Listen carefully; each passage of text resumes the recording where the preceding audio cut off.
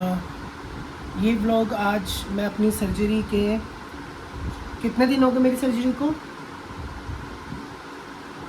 10 दिन बाद बना रहा हूँ।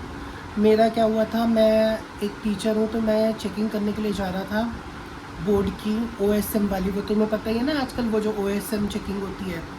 तो सामने से एकदम से ऑटो आ रहा था और मैं अपनी स्कूटी पे था, तो मैंने जैसे ही हैंड ब्रेक प्रेस करी तो मेरी स्कूटी एक तरफ गिर गई। जब वो स्कूटी गिरी तो मुझे ऐसा लगा कि कुछ हुआ है, तो मैं एक जनरल फिजिशियन के पास गया। उसने क्या कराया, मेरा एक्सरे कराया। तो मेरे एक्सरे में उसने कहा कि कोई बोन फ्रैक्चर नहीं है। उसने दवाइयाँ दे दी, दर्द की, सूजन की दवाइयाँ दे दी, और वो दवाइयाँ खाने के बाद मेरा दर्द ठीक हो जाता था। बट मेरे ना चलने में स्टेबिलिटी नहीं आई। फिर भी मैं दवाई खाता रहा कि चलो ठीक हो जाएगा, ठीक हो जाएगा। तो एक्चुअली में क्या हुआ था कि जो घुटने का नीचे का है ना, पूरी टांग पे चोट लगी थी। तो घुटने के नीचे जो है ना वो तो ठीक हो गया, लेकिन घुटना फिर मेरा 1 महीना बाद भी ठीक नहीं हुआ।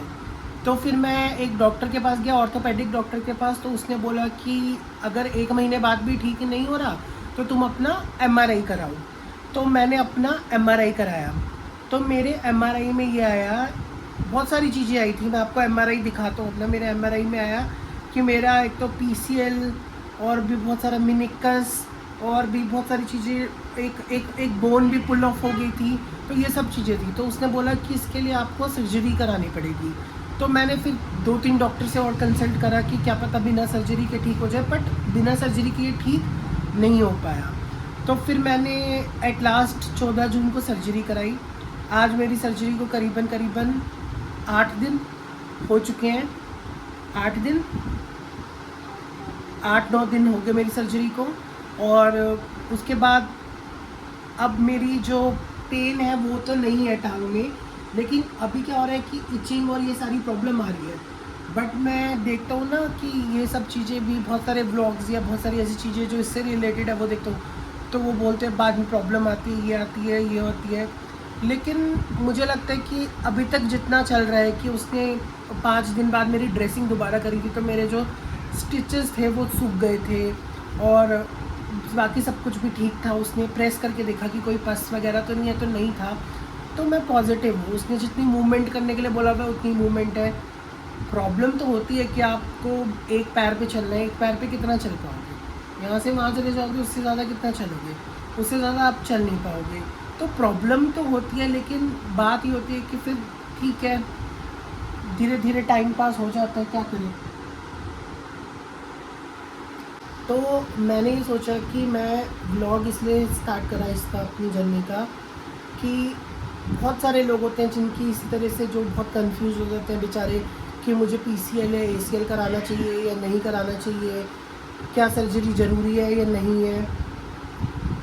इसमें भी आपको मैं यही बोलूँगा कि आप सर्जरी के लिए जब आपको डॉक्टर रिकमेंड करता है, आप 2-3 डॉक्टर से कंसल्ट करिए।